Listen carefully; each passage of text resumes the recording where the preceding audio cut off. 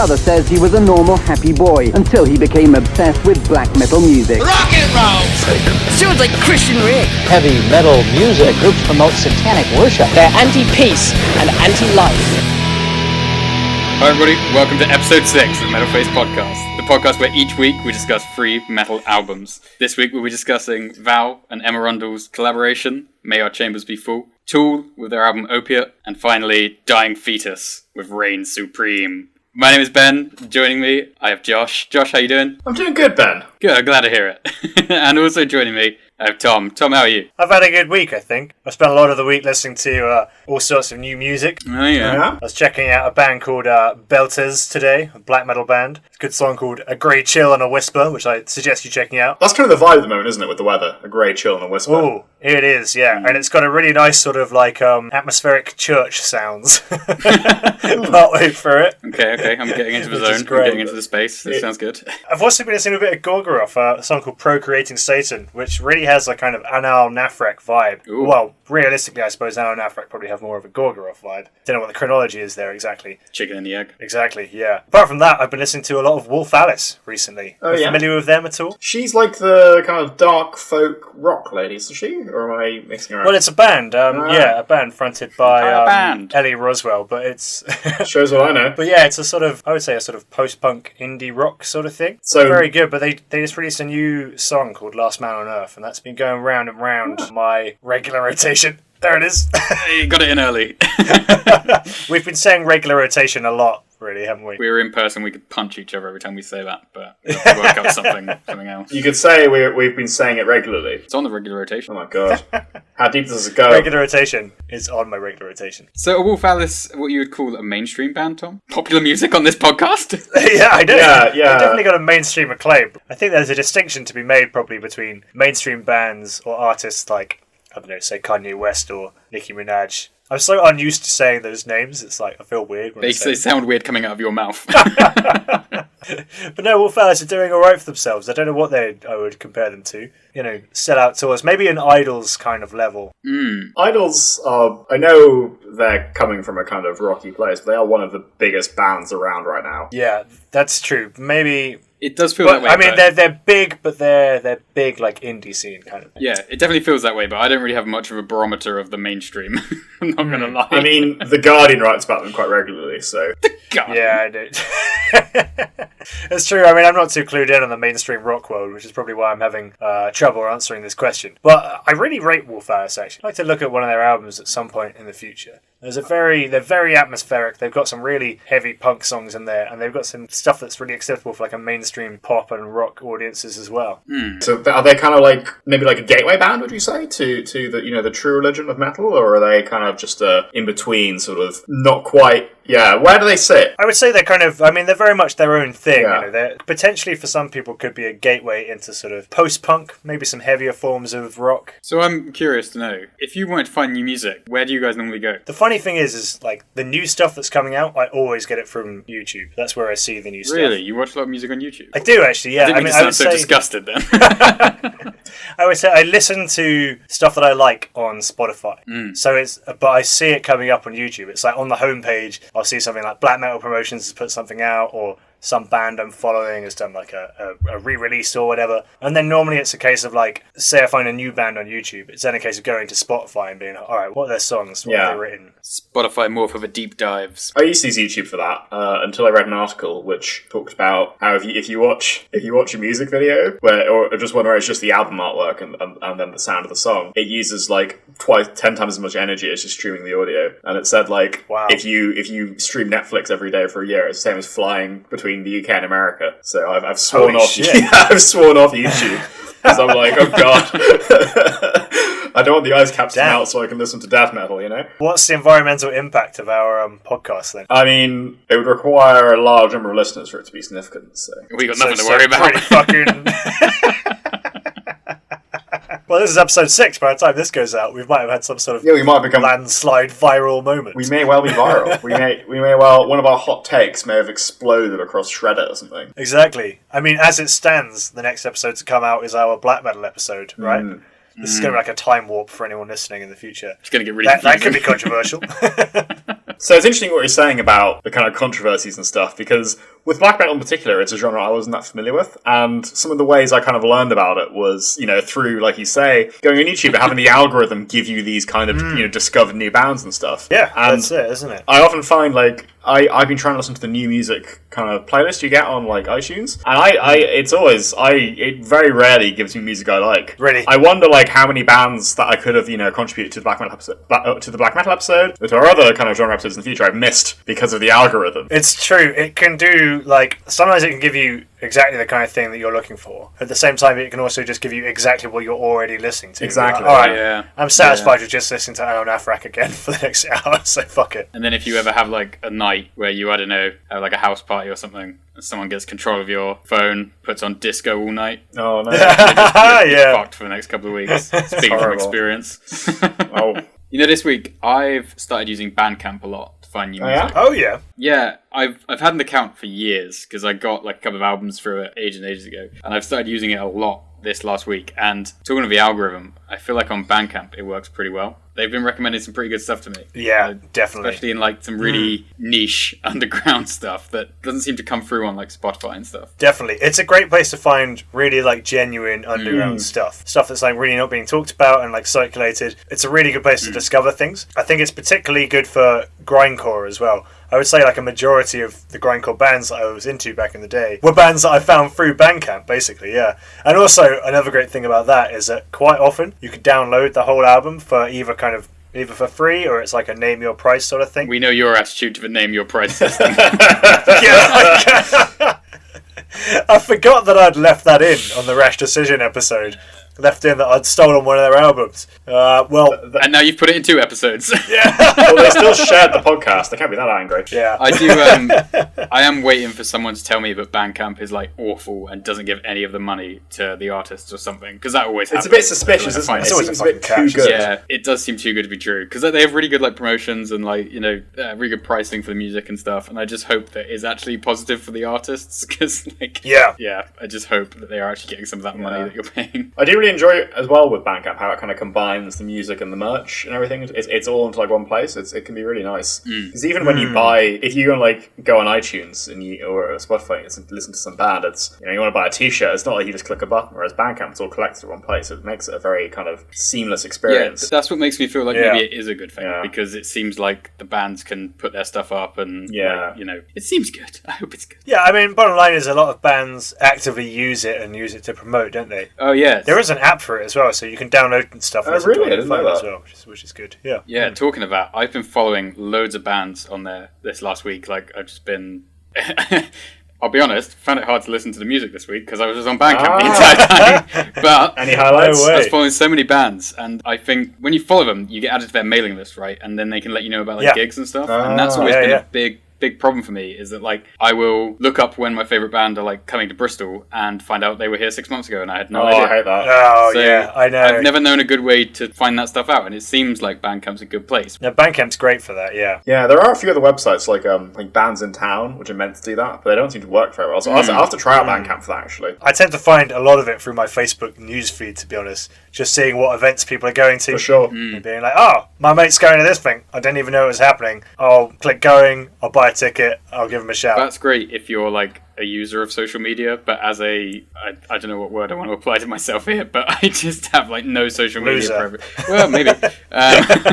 No, it's definitely cooler to not be on social media. Yeah, I don't think Facebook has benefited anyone. I don't know. It just seems like a lot of effort to be on it. But yeah, I've never really had much use out of the social medias. I'm hoping that Bandcamp will be useful, but we'll see. I mean, there's going to be more gigs coming up now, so it's going to be good. Yeah. I know. I saw an event today for a band. Can't for the life of me remember who it was, but someone playing in July, and I clicked going and I thought, I'm going to be able to go to that. It's a good feeling, isn't it? I was like, I remember how it felt to see an event and be like, fucking yes, can't wait to go to that. Definitely, honestly, I'm just seeing that going.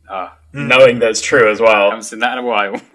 I haven't been going anywhere for a long time. Alright guys, what do you think? You want to talk about our first album this week? So, first up this week we have May Our Chambers Be Full by Thou and Emma Ruth Rundle.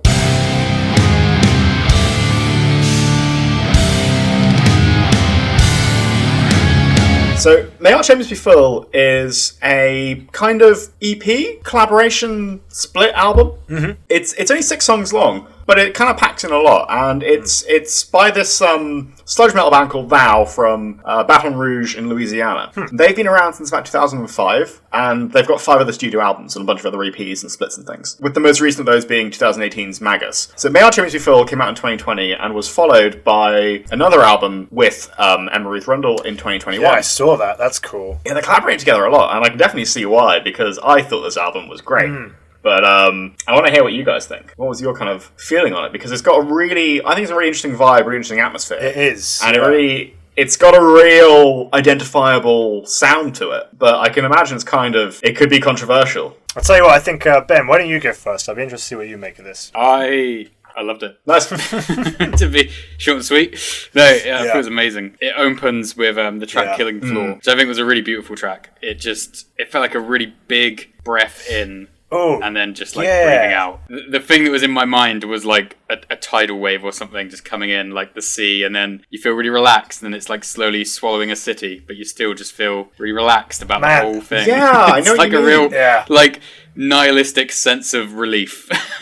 It's very, very transcendent. Yeah. And this is definitely something throughout the whole album as well. It's got this, as you say, transcendent feeling, and it feels very kind of spiritual. But it's also super nihilistic in some ways. It feels really dark and melancholic, right? It has that thing that sludge does really well, of having these sort of like waves and waves of sound. Even in the quiet bits, like in the intro to The Valley, where it's kind of, the first half isn't really metal. It's this kind of quite atmospheric, almost. Quite soulful sounding. It's very much led by the vocals and the kind of ambient guitars, but it still feels really big. I had to listen to both Emma Ruth Rundle and Val's separate work, and I think their collaboration just makes perfect sense. It's like, you get one, add another one, you get 2, and it just makes perfect sense. Like, I'm not surprised they've done 2 albums together, because it doesn't feel like they're forcing these 2 things together. No, it doesn't. It almost feels like they came together to just make one album, and then we're like, fuck, let's do another one. This works really well. Yeah. And I can absolutely see why. Absolutely, yeah. On the sound, it's like you've got this sort of waves of kind of crushing guitar, very kind of slow, kind of punchy sort of drums. You've got this, it's got a kind of lo-fi sort of washed out feeling for a lot of it, but it's got these really sort of, I don't know, I wouldn't even describe them as like guttural, almost like, but they're very kind of sludge, unique sort of vocals. Yeah. I'd almost describe them as like kind of grindy in a way, like grind vocals or something. I know what you mean. You got Emma Ruth Rundle's really soft vocals over the top, creating this sort of otherworldly kind of atmosphere to it. How did you find the combination of those 2? Because I think that was a really unique point in this, was that combination of the harsher vocals with Emma Ruth Rundle's really clean vocals. How did that land for you? So at first, I really liked the combination of Emma Ruth Rundle's vocals and the heavy guitar parts. It's not something you hear enough, in my opinion. But then when the kind of harsh vocals came in, I was a bit like, I don't know. This is sort of sounding like 2 different tracks playing at once a little bit for me. And it wasn't like syncing up, but I sort of felt like I knew that it would get there eventually. If I listened to it enough, there would be that moment when you recognize it to be like, this is a kind of a unique sound. And I think that did happen exactly how I kind of anticipated it would happen. But at a certain point, they both sort of merged in my brain, and then it kind of becomes what it is, which is a really unique piece of work with 2 unique vocal tracks that are actually combining really well. I know exactly what you mean. For me, it kind of took very little time to get used to it. I really like the combo, and I've always liked the combo of more, maybe quieter melodic vocals combined with, very harsh, kind of like fry screaming or something. But I think, that landed really well, but also things landed really well, like, the groovy riffs and the bleak atmosphere and the chilled vibes and the kind of intensity of it, which it sounds like, that doesn't sound like it goes together, but it really fits together well. There was a surprising amount of groovy riffs on this. I know. Think some of the some of the riffs had real bounce to them, a lot more energy than I was expecting when the album opened up. And one song had a guitar solo in it, which I wasn't expecting. Yeah, really enjoyed. No, it's totally cool. Yeah. Sludge is not a genre that you really consider like danceable. And I wouldn't go as far to call this album, I wouldn't put it on if I was running a metal club night, maybe, because, it's kind of hard to get up and shake to, The Valley or something. But there's a lot of really bouncy riffs and things. I mean, can you imagine seeing this band live in a big room sort of packed with people and those sort of slow riffs like pounding out over the whole thing. I think that'd be great. I actually watched one of their live shows on YouTube. It looked excellent. Yeah, I really like if they tour in the UK, in the post-corona world, I'm straight there. Oh yeah. Next time I'm in the States, which is not very often, but if I'm there anytime soon, I'll definitely look them up and see if they're playing anywhere near me, because these guys I think would be excellent live, and it sounds like, Tom, the evidence supports that. Yeah, absolutely. I mean, it was, I mentioned Wolf Alice in the intro just by chance, but it was a band that I kept kind of calling back to, of like something that's like a little bit sort of post-punk kind of here, like there's the heavier moments and things. I think they share kind of an atmosphere with Wolf Alice, which for me has this kind of, it's a very warm atmosphere to the music when you don't necessarily expect it. And it has to do, in my mind, with this kind of feeling of like, the album almost feels nostalgic, like straight away. Yeah. It feels like the memories of somebody looking back over their life in like a warm and positive way. Not being like everything is great and I've had an amazing life, blah, blah, blah. Nothing like that. But more kind of looking back and thinking about how meaningful things have been in their life. It just has that kind of weight to it. That's really interesting, because I got a very much more melancholic feel to it. But when you put it like that, I do know what you mean. Where it's kind of like, even if things weren't good, at least I felt something kind of vibe. Yeah, like melancholy is definitely one of the words that I would use for it. But bittersweet is more my kind of I can take. see that. Yeah. There's something like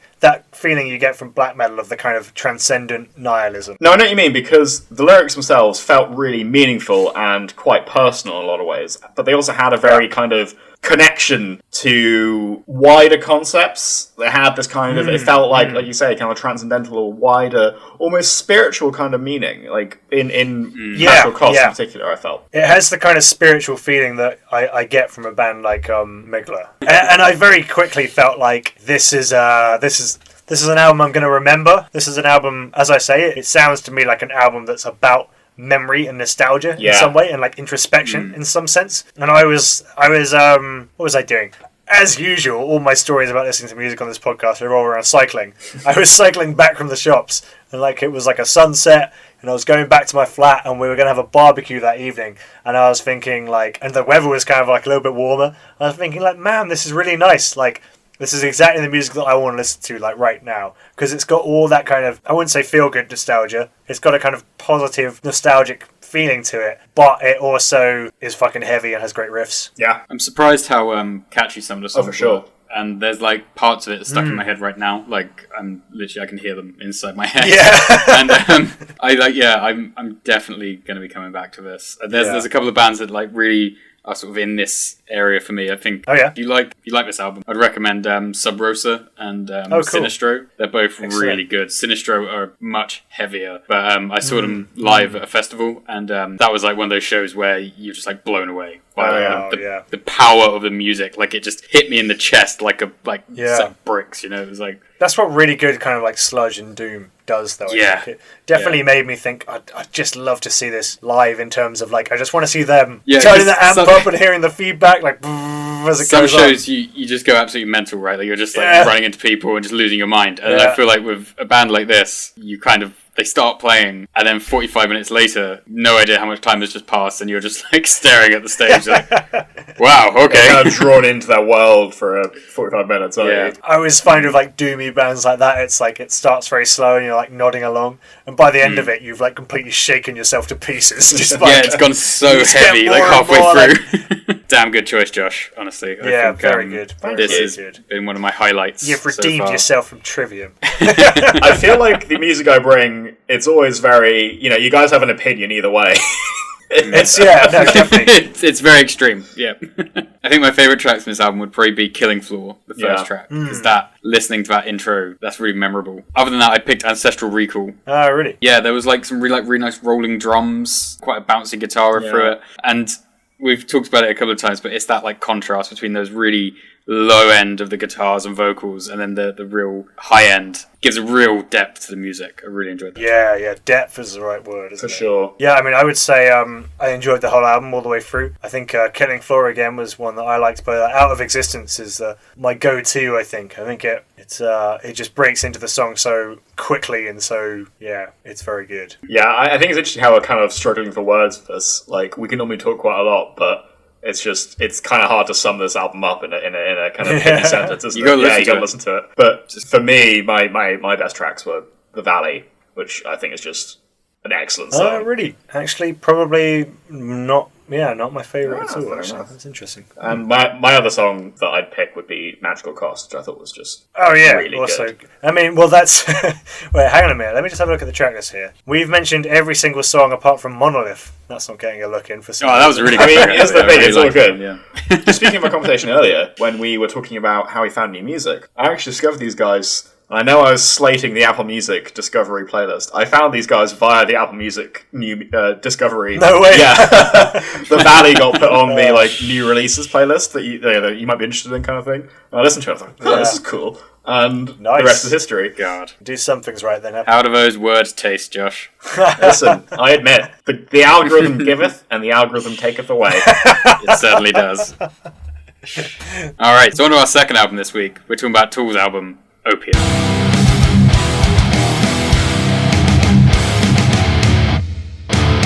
So, Tool, for those who haven't had the pleasure yet, they're an LA-based alternative metal band, is the word I'm going to use. They're known for their 3 decades of genre-transcending music, their 5 critically acclaimed studio albums, their 3 Grammy Awards, and their 13 million albums sold in the US alone. Sellouts. However, I would say they are probably even more well known for the various memes that their enthusiastic fans have inspired. Cue Fibonacci sequence references. Ah, yes, there we go. There it is. So, the band were formed in 1990. They've only had one lineup change in that time. The bass player changed in 1995. But their sound has changed a lot between each album. I think they've touched on grunge, art rock, various others. But I think really I'd identify it as prog metal, alternate metal. Today we're talking about their very first album, released in 1992. Opiate. Yeah. So, I don't actually know how much you guys know about Tool. So, Josh, tell me about Tool. I have always really liked Tool. Yay! But I've never gotten big into them. I've never seen them live. I know nothing about, but I've always really enjoyed it when they've come on. I think something that really handicapped me liking Tool in the past was they used them to be on Spotify or anything. No, not just you. Me. Don't do it. Yeah, the war in our kitchen for control of the speakers, The sticky speakers that we've talked about before. was lost, so I couldn't put on any Tool. But no, Tool, I've always liked them. They've always been really cool. But back when I listened to a load of music, like more than I did now, and I used to spend all day listening to music practically, they weren't on Spotify, so it was kind of hard to really get into it. Yeah. So Yeah, they've got some pretty strong opinions about the music industry and things like that, which I guess they've since sold out on, and now they're on Spotify. yeah, but then someone told them they can make loads of money, so. Yeah. But no, yeah, Tool are just really cool. Like they sound really unique. They've got a lot of really good music. I haven't really got anything bad to say about them, to be honest. I'm a big fan. Fantastic. How about you, Tom? Well, Tool's it's a real mix for me, because for a long time I wasn't a fan. I sort of heard some of the bits that were like, Josh, you mentioned before about you hear the noisy parts of a heavy band and you think, oh, it's all just going to be like this. Yeah. I can't be bothered. I had the opposite thing with Tool, where I think I just heard the kind of slow, pretentious parts. And being the sort of low attention span grindcore fan that I was for so many years, I just hadn't really checked them out. But I definitely listened to them for the first time in our third year of uni in 2017. It was the songs Vicarious and Sober I got into. This was when I didn't have iTunes Music or Spotify. I was just sort of really just going through their hits on YouTube. And I very quickly decided that I liked them really quite a lot. But I'd spent such a long time taking the piss out of Ben for liking them that I held off on letting you know. Yeah, I'm pretry sure that you purposely didn't like them to antagonise me for a long time. No, because you used to talk about Tool, and I'd say, "Oh yeah, Man. I'm going to listen to a Tool album later because I've been having some trouble sleeping recently, and I could do something to set me off." Which is funny to reflect on now, because as this album especially, but a lot of their other albums, there's actually a lot of aggression in there, a lot of drama in there, more than I think I tend to believe. I got into Tool probably in about 2007. and they've stuck since then. wow. Yeah, Oh, man, honestly. yeah, that's good. Yeah. I only know it's about that year because it was just after the release of 10,000 Days, and I've liked their music ever since. But then when I was about 19 or 20, I became really obsessed with them for a while. Yeah, you got locked in. Oh yeah. you got big brain. The brain expanded. Interesting that you called them alternative metal earlier, actually. I hadn't thought about them on those terms. I always kind of consider them prog. But actually, I think another band that kind of can rightly be called alternative metal is System of a Down. And I think there are parallels of System of a Down, in a sense, in how much their music changes up kind of per song. They go from very quiet to very heavy. They can mix a lot in there. But I think whereas System of a Down are sort of concerned with combining lots of popular music genres, they're very much a band that's rooted in musical history. Yeah. I feel like Tool don't really sound like anything else. It's very hard. They sort of, I was thinking when I listened to this album, they kind of sound like everything and they kind of don't sound like anyone. This is the problem with those genres like prog metal or alternative metal, is that when you see the related bands on things like Spotify and iTunes, they're often completely different. Yeah. So, you know, like, you can listen to this album, which we'll talk about the sound in a minute, but is pretty grunge heavy. But if you were to get recommendations on iTunes, they wouldn't just recommend you some grunge bands, which is probably a better recommendation for this album. And I think it's always a sign of a band that I'm gonna like is that they combine a lot of genres, not just like, it's not like, oh, this is a mix of black and thrash, as cool as that is. You know, quite often my favourite bands are bands that suck in loads of different genres. And Al Nafrak would be a good example, where it's like, okay, you can say there's some like grindcore, like black grind and stuff that sounds like them. You can listen to other industrial black metal bands, but really no one sounds like Al Nafrak apart from Al Nafrak. Yeah. And I think Tool kind of sit in that area as well. Absolutely. It's interesting actually you say that about the genres, because I just when you were saying that, I looked it up on iTunes to see what the similar artists would be. And you've got a range from Deftones to Alice in Chains to Pantera and Slipknot. So it's obviously struggling to place it. There are connections, I think, to each of those. Maybe not Slipknot, I'm not seeing that one. But yeah, like, there's like a bit of groove metal in there. There's a bit of like, you know, the alternate rock. Oh no, definitely there's Deftones in there. That was a big comparison. Yeah, Deftones for sure. It's just interesting how it spans such a wide range. And one album that I kept thinking of when I was listening to this album is Nirvana, actually. Yeah. I was really reminded of just those kind of grungy parts where it like leads from something very kind of quiet and peaceful into something really like blisteringly heavy. But whereas Nirvana, I think, lean in a slightly more rock direction, I feel like this feels like metal. For sure. Yeah, I mean, this was released in 92, so that's pretty peak grunge times. Absolutely, yeah. I picked this Tool album in particular for a couple of reasons. Firstly, I'm not going to lie, I'm probably going to end up picking a Tool album every season, so be prepared for a dose of Tool every 6 months. That's alright, I've wanted to listen to their whole discography for a while, so... You know. One or two might be worth skipping. Yeah. But, Will it be chronological order, or will it be random? I might just go for the full... I might go full chronological. Let's go full chrono. Yeah, let's go full chrono on this. I love going full chrono. The second reason why I picked this album, and why I decided I pretty much want to cover a lot of Tool, is I don't really know if it's fully possible to have a favourite band, but Tool have had quite an impact on like my life, my beliefs, and sort of things that I think about music and artists in general. Because like we said earlier, Tool have quite an interesting relationship with the media and their fans. And I remember Maynard, the vocalist, once basically calling all of his fans fucking idiots.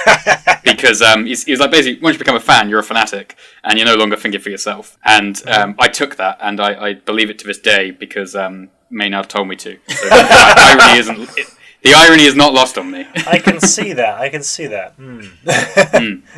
Well, yeah. I mean, since I've known you, you've always been a free-thinking person. Yeah. It's good to know that it was, handed down to you from someone else. Yeah. Uncritically accepted by... Damn, better be a free thinker. Yeah, I guess it's right. As we've established, we're going to be doing a Tool album every season from now on. Can I just ask you, Ben? We're locked in. Here we are. So what is it about Tool that you like so much? That's a really hard question to put me on the spot with. Yeah, I know. But I'll give it a shot. We haven't preloaded that. It's not a planned question, that. I mean, obviously the music. I really like the sound of the music. That's like really basic, right? But the sound in your ear holes. Yeah. The sonic experience overall vibe is really, really good. Oh yeah. I really like the lyrics as well. Like, often they touch on topics like personal and spiritual development, being sort of, like we said, a free thinker, thinking for yourself, but generally having like a really positive attitude about your situation and realizing that like you have control and you can make things better, which is like a big part for me, because I think that you can listen to music and enjoy it as, like we said, a sonic experience, but then you can also listen to music as like a spiritual experience. Definitely. A growth sort of thing. Music's attached to, it's more than just an audio thing, isn't it? Yeah, there's a lyric in the song Parabola, which is celebrate this chance to be alive and breathing. And I've almost taken that as like a mantra. That no matter how like bad things are, I kind of just think, I'm going to celebrate this chance to be alive and breathing. And we got a little bit deep there, but that's really why I like Tool so much, is that it's really good, it's really fun. They have stupid songs like Hooker with a Penis, but then they also have really like those transcendental songs where you're just like, wow, yeah, this actually like really makes sense to me, and it really like touches my soul. Yeah, and I mean, I think it's fair to say that everyone in the world, no matter your situation, has always dealt with some shit, you know. And I think the conclusion that people draw normally when they get over a lot of this stuff is that sense of being like, they, you know, make the most of it, kind of thing. Absolutely. You can only do what you do. Oh, actually, can I change my answer? Yes. It's the memes. That's fair. That's fair. I think the memes are really the main part of any band, aren't they? But Tool. The memes what like reminds me when I forget about Tool. I see a meme and I'm like, oh yeah, I'll go listen to some Tool. Yeah, to be fair, every time you've sent me one of those like prog memes to take the piss out of me, I'm like, oh yeah, but that is a good song though. Yeah, I will go listen to the Lateralis. I want to hear the Fibonacci sequence again. Yeah, and I gotta say, like, from the memes, and this is, I'm guilty of this, like, definitely getting the impression of Tool as being a proggy band that was probably going to be a bit like mathematical and cold and kind of an unemotional and sort of technical approach to music, where it's all just about like wanking over what kind of crazy sounds you can make and stuff. Yeah. I mean, I've got space for that, but for that reason, I never like gravitated towards Tool. I think, especially with this album, made me realise that that's bollocks, basically, is that actually Tool have some really fucking heavy songs. And they, especially in this album, there is some serious aggression in there. Like, really kind of like powerful stuff. Feelings of great anger. And not anger that's like negative anger, but like righteous anger. So it's probably worth starting to talk about this album then, and then particularly like the sound on this album. Because it is quite different from their other albums. It is. Which do become a bit more noodly. There's some noodles in there. There's some noodles. Yeah. There's some noodles served with those some albums. Wibbly wobbly. But this album it's 26 minutes long. 2 of those tracks are live. It's all music. There's no noodly bits apart from maybe Opiate. But yeah, I love the sound of this album. The bass and the guitar have such like a thick, bouncy, just amazing sound. Danny Carey's drums are amazing as always. Well, in a song like Hush, it's almost like sounds a little bit like Chili Peppers. Yeah, there's a lot of kind of funk in there, isn't there? It's a really wide mix of different. It's weird because it draws on so many different genres, but it kind of marries it up so well. It threw so many things at me that I wasn't expecting. As I say, it reminded me of Nirvana, it reminded me of Rage Against the Machine, it reminded me of the Red Hot Chili Peppers, and I've been trying to identify it. It sounds like something. Maybe it just sounds like Tool. That's the thing, isn't it? Like, it's really hard to draw a comparison because it's like they kind of are unique. I can't really think of any bands who've tried to just... Because there's bands who try and ape every style, right? But like, I can't think of any Tool imitators. Like, you see with like Meshuggah, where there's a lot of bands who are kind of a Meshuggah type band, but... And now with a band like, say, Dark Throne or Black Sabbath, they have that Sabbath quality of, like, they've done something new and created, like, a new sound. And somehow Tool, and I think System of a Down is a decent comparison in this respect, there's something completely unique because of who they are as a band. And it's like, you can't really replicate System of a Down. I don't think you can really replicate Tool either. Yeah, we actually said the same thing when we talked about System of a Down, and I think it's true here as well. It's just this coming together of great musicians, and they've made something truly unique. And I don't think we'll really see anything like this again. Yeah. I hope we do, but I see what you mean. Oh, yeah. Well, yeah. No, in a positive way. No. It's a gem, you know? Yeah, I know what you mean. I hope that there is a band as good as Tool who sound like Tool, but are still unique and interesting coming out. There'll be other great bands, but you won't be going. No, that's true. It's just Tool. This is just a new Tool. Yeah, that's true. That's true. And I like... So Error, who we covered in the kind of pre-season, they put out a song recently which was kind of compared quite widely to Tool. There's kind of like quite a Tool-y riff in it, but it didn't hit the same. But it's kind of everything with Tool, though, isn't it? It's like everything from Maynard Keenan's kind of persona as like a bit of an asshole, but like a righteous asshole, you know what I mean? Yeah, he kind of struck in some riffs. It's actually a little hard to disagree with him, even if you're kind of like a bit of a cunt. That's with this whole thing about like I don't want fans.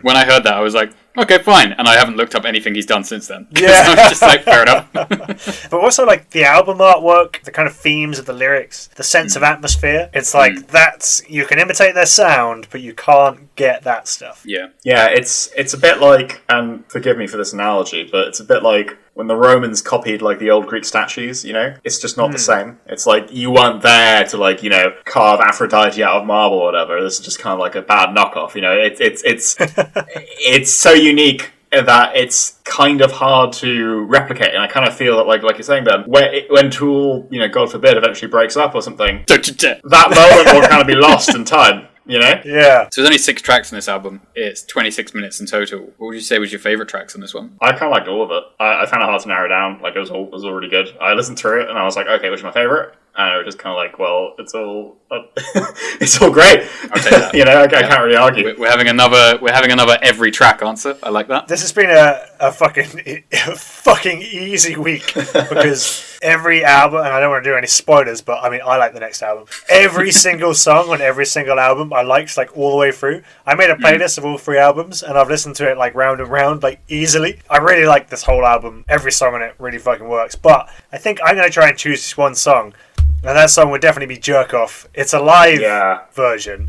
And, you know, live stuff doesn't always land, but there is some ferocity in that. Oh my god, yeah. Really, really good. You know, I'll kill you myself, you know. Yeah, really strong. And then I was reminded of moments in Vicarious and Sober, those 2 songs from their later work, where you can hear that anger. It's still there, you know what I mean? But they've found a way to channel it into something that's like a little bit less kind of punk and a little bit more, you know, sort of, dare I say, like prog metal. But like that core of emotion is kind of epitomized for me by this song. That's what keeps them good, in my opinion. Absolutely. Maynard has a real way of putting emotion into his vocals. He can sound like really fucking angry, really sad, really afraid. Like, I picked both Cold and Ugly and Jerk Off as the 2 live tracks in the album. Those are my favourites. Yeah. Because of what you said, Tom. Like, it's just, I'd love to have been in that show. Oh, man. I feel like I can see it in my mind, you know what I mean? Like, tiny fucking show. He's up there with his, like, weird, what's he got, like a long mohawk at that point? Yeah. Sweaty, all covered in paint and shit.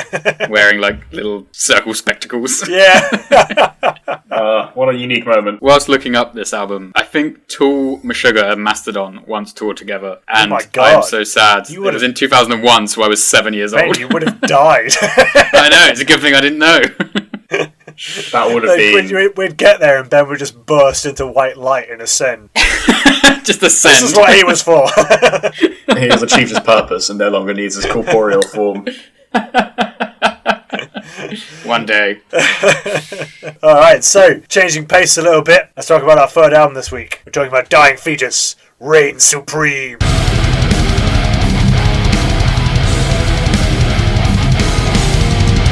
Dying Fetus are an American death metal band formed in 1991, and this album, Reign Supreme, came out in 2012, making it almost 10 years old. I heard it back when it was released, and I instantly loved it. It hits like a fucking hammer all the way through, unrelenting, pure death metal, but delivered with consistent energy and just a touch of grind and slam in there as well. With only guitars and drums making up the bulk of the sound, they do a hell of a lot. Tapping, shredding, chugging, blast beats, amazing fills, cymbal crashes, ultra heavy breakdowns, and pure guttural vocals. Listening to this over this last week has got me reminiscing about all sorts of death metal, which was definitely the sort of key genre in the Bristol metal scene when I was a youth, when I was getting into metal. Youth? Yeah. So I know that me and Josh both like this album a lot. We talked about it before. It's maybe one of the few areas where we both agree on a piece of music. But I actually don't know what Ben thinks about this at all. And I gotta say, I can't predict what Ben's response to this is going to be. Ben, I know you like the slow, atmospheric stuff, and I gotta say, Dying Fetus absolutely does not deliver on any of that. But I know you also like some heavy stuff as well, so I've got to ask, Ben, what do you think about this album, Reign Supreme? Shall I give you the short answer, just up front? Break retention. Do it.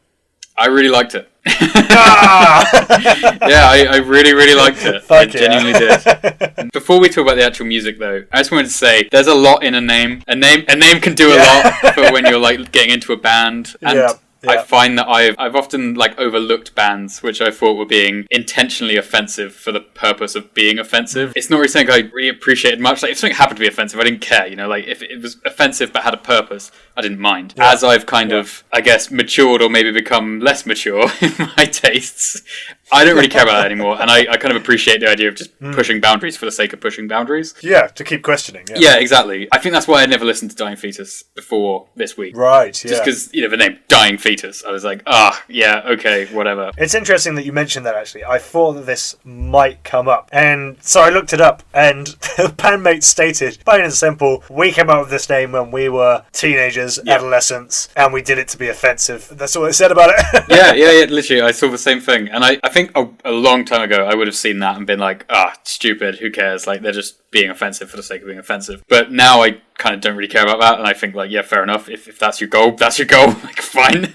I think, yeah, and I have, like, if you take, like, an anthropological approach to it, music is going to go everywhere, you know what I mean? It's going to touch all corners of life, it's going to be about all different things. There will be music about, you know, pick a subject out of nowhere, like, I don't know, computers or whatever. There's music about computers. There absolutely is, you know? Like, there's music about beer. There's music about every subject under the sun. This is the music about, you know, offensive, violence, war, that sort of genre. This is just where music has ended up in that particular area. I'm surprised that you couldn't have predicted that I'd like this more, actually, considering I'm so into Anil Nafrak. That's a good fucking point, actually. But I think Anil Nafrak have like a sense of grandeur and atmosphere, which I think I relate more closely to your music taste. I think this has a very kind of stripped back death metal kind of feel. A lot of death metal it's music for fucking gigs. It's music for moshing. It's music for like, listen to this fucking sick extreme track that I heard. No, it's interesting because this is kind of like pure nihilism, isn't it? There's a song about, you know, like From Womb to Waste. Fuck the baby, let it die.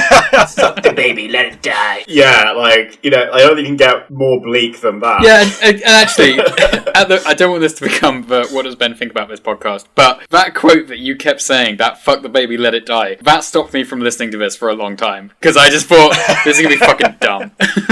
My first exposure to Dying Fetus was after a Arch Enemy gig in London. I went to get some chips, and I saw a guy from the show wearing like a Dying Fetus shirt in the chip shop, and I was like, oh my god, how can you listen to a band called Dying Fetus? How old were you at this time? And here we are. There's a sense in which this album is fairly like meat-headed, you know what I mean?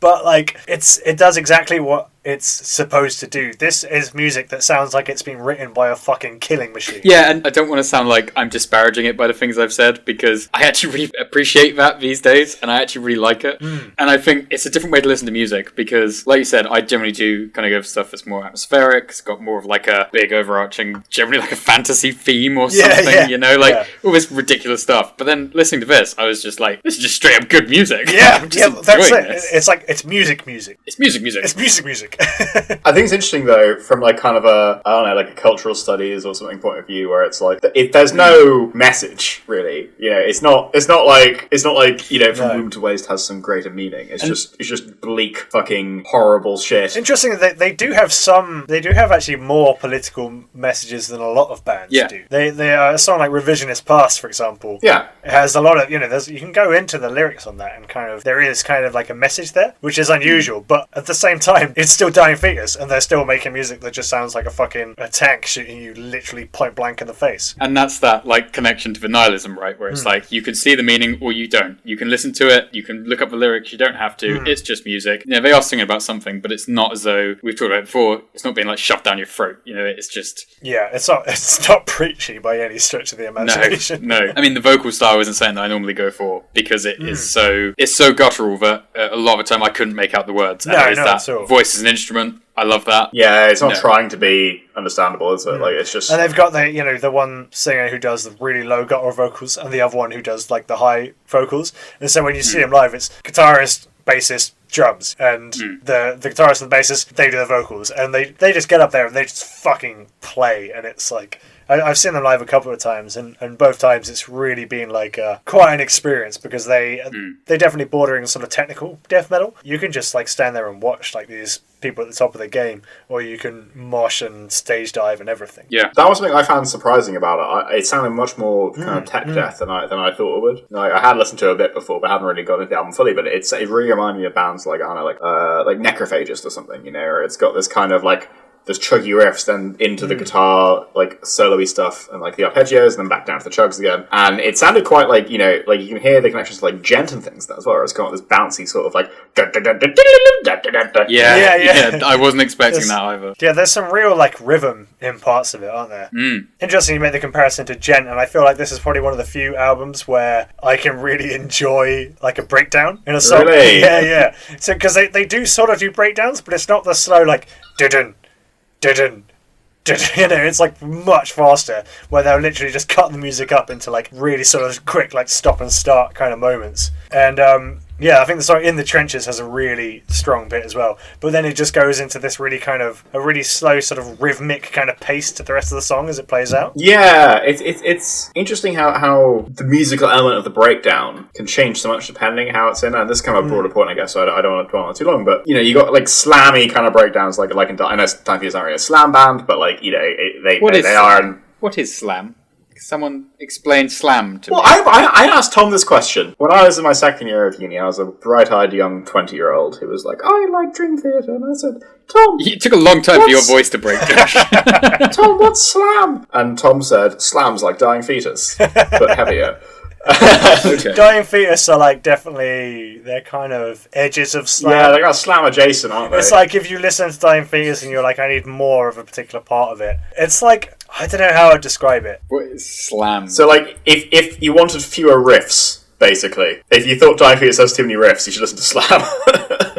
He's more like...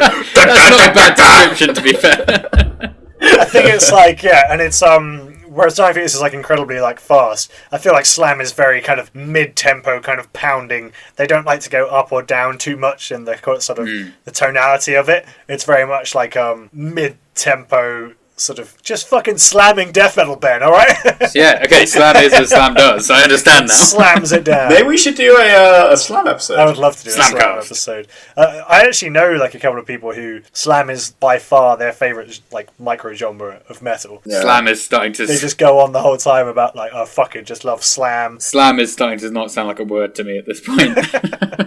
I thought it was interesting listening to this and then comparing it to Val and Emma Ruth Rundle in terms of the different ways that you can listen to music. Yeah. So I think when I put on first album this week, being taken away by the atmosphere and taking it as an entire experience and really becoming enveloped in the music was sort of how that hit me. Yeah. But then listening to Dying Fetus, I put that on, and there's not so much of that atmospheric element, and it's very just straight up music. Yeah. I think it's really interesting how you can take music in such different ways. When I started to listen to Dying Fetus, I was amazed that I could put it on in the background and really enjoy it. But then also, when I was trying to think of some things to say about it, I could listen to every single track. I could listen to the guitars, the vocals, the drums, and there was a lot of depth there. Yeah. In the same way that I think when you start paying attention to things like Vow and Dying Fetus, you notice there's actually quite a bit there. Yeah. More than I kind of expected, especially from Dying Fetus. Yeah, definitely. Well, there's kind of a perception that if you're making music to basically to fucking mosh to and to go to shows, and it's music concerned with the activity of life, it's the kind of music you put on in the car or the kind of music you put on if you have like a fucking after party with a bunch of metalheads.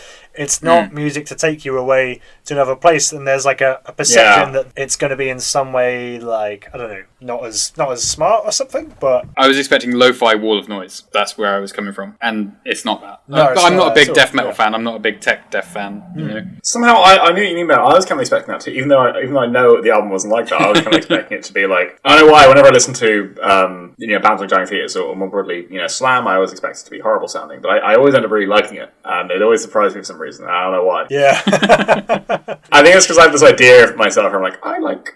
You always have this high voice for yourself. Sorry, I don't know why. It's obviously some kind of deep-seated psychological something. Clearly. Well, I kind of imagine myself, liking all this, like say, fantasy-themed music and high-concept prog and stuff, and then I'm just like, I like high concept prog. give me some fucking riffs. I know, and I was going to say, like, on the sort of... I remember having a conversation with a girl I worked with, and she was like, I don't understand how people like metal. And the best way I found that I could sum it up was, like, there's music for different things. Like, the music she was listening to, it was, like, music for dancing to at a club with her, like, her girlfriends and stuff, and that was her kind of vibe. That was her kind of world. And so the music that fits that sounds like it should do that, you know? Yeah, I see where you're going with this. Yeah, and then so the music that some of my mates listen to is much more sort of like indie and electronica stuff, and it's got a very kind of warm, optimistic kind of vibe to it, and they're listening to it to like, you know, have a good time, have a bit of a party sort of thing. And like Dying Fetus lives in this world of like, this is music for going to live gigs and moshing, you know what I mean? And that's what it's for. Sorry, yeah, sorry, I just started laughing because you went, Dying Fetus lives! The fetus is saved. Unaborted, it's crawled back in. Oh, jeez. That's too far, Tom. This is the space You've we're just, in. the line, you've just crossed it. So guys, have you got any standout tracks, favourite songs from this fine album? For me, Subjected to a Beating has to be the standout track. Oh yeah, you know? it's it's classic. It does everything right. It's, Yeah. You know, I'm not gonna say anything else, like just that song. I love the tempo change in that song. It makes me think of like a sort of, you know, when he just goes like, bleh, and then it just cuts into that super fast like blast beat. Yeah. I almost imagine it's like a sort of some kind of Terminator like killing machine with like guns for hands, turning around and then seeing its prey and being like, bleh, just opening fire for the rest of the song. What about you, Ben? Did anything stand out? I think probably my favourite track musically was In the Trenches. Yeah, me But too. once I got into the headspace, I was ready for Dying Fetus. I think From Womb to Waste was just too perfect. Like, the intro and everything, like, you know, it's just, yeah. Yeah, man, absolutely. It is great. Like, it's just it's just so offensive, that like opening to Womb to Waste, and then the music that comes after it is almost like a, yeah, you see, I told you so. I told you it was fucking brutal. They could so easily fall into the kind of I am very badass thing if they weren't playing it just right. Do you know what I mean? Do you think you get a point where you're gross enough that people are just like, oh yeah, okay, you already are crossing the line? I think that they make something so undeniably savage that no one's going to be like, oh, they tried a bit hard. It's like, no, they really did it. Yeah, they've really gone and done it. They really have. They tried and succeeded. Yep. Yeah, man. I mean, yeah, I would say my favourite song, In the Trenches, Room to Waste, Subjected to a Beating. So I think that we're on similar vibes there. It's actually an album that I definitely want to come back to. Like, Yeah. I don't think 1 week was enough. I want to listen to it more. I really do. I mean, yeah, I've been into this album for like 10 years and I still fucking love it. And yeah, the good news is there is plenty more death metal out there. The death metal mines are running dry. Soon there'll be no new death metal. We'll have exhausted the natural supply within 3 years. All right, good stuff. I'm glad you guys liked it.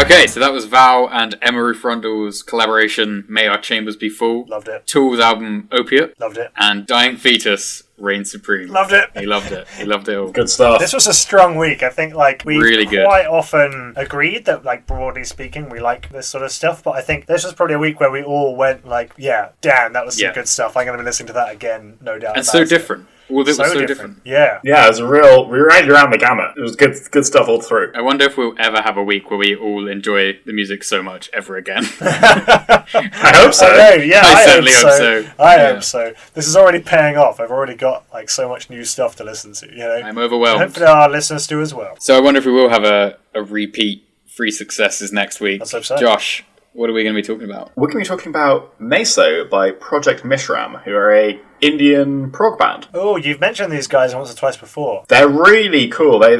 So I've only listened to their earlier stuff, but they fuse like Carnatic Indian classical music with kind of modern proggy rhythms and stuff. Wow. And the cool thing about Carnatic music is it's got this very complex rhythmic structure. So it's big in the kind of drumming community. And Tom, what are we going to be talking about next week? Well, so we're going to be talking about an album that I haven't listened to before. So I've been wanting to get into Devin Townsend for a while because, I mean, some of my best mates are into Devin Townsend in a big way. This has been a long time ambition for you, I feel like. It has. I keep talking about this. I keep saying I'm going to do it. I keep saying I'm going to sit down and listen to his stuff. He has so much music and it's just hard to know where to start. But on a friend's recommendation, we're going to be listening to Infinity by Devin Townsend. I have also never listened to Devin Townsend, but similar to you, I've always wanted to, and now I have to. Yeah, So, yeah. I mean, I know a couple of tracks from this one album, so I hope that the other 35 are going to be good over the, 2-hour runtime or whatever it is. So, for my choice, I have picked Rotting Christ's album Rituals. Oh, excellent. Yeah, I don't really know anything about Rotting Christ, but I listened to a couple of their tracks during our research for the black metal episode. Similar to Tom, I've kind of felt like I really want to listen to some Rotting Christ, and I need to, well, now I've got an excuse, so... I don't actually know. Are they... We talked about this earlier. Are they black metal? Are they death metal? I don't really know, yeah. And I also don't know if I've picked their best album or their worst album. Yeah, I've picked We'll find out next week. There was some Rotting Christ fan at home right now typing in. Pissed off. Absolutely fuming we're picking the worst album. Write about it on your blog. but please tag us on the blog. Yeah, please, honestly, we need the promotion. Please. We need likes. We want to quit our jobs. I don't. Yeah, neither do I really. I do. Are you allowed to say that as a civil servant, Ben? What, that I want to quit my job? Yeah. I don't know. What are you going to do? Sack me? Alright. Alright, Have to guys. make it. And on that note, thank you for listening. Yeah. We'll see you next week. Alright, I'll everyone. see you next week, guys. Take it easy. Talk to them. Bye-bye. Bye-bye. Bye. That was the Metal Face Podcast. Go follow us on Facebook, Twitter, and Instagram. Thank you for Season and Mist, Carrot Anger, and Separation for their music in the intro. And thank you to Johnny Peterson for transition music throughout. Go check out his projects at Heads for the Dead, Massacre, Wormvale, and Wombat. And most importantly, thank you for listening. Take it easy, and hail Satan. That was beautiful. We can all just talk like We'll all just record this episode. get already Metal Face ASMR edition. So dying fetus are Dying fetus. dying fetus with a side of slam. I'm getting really uncomfortable.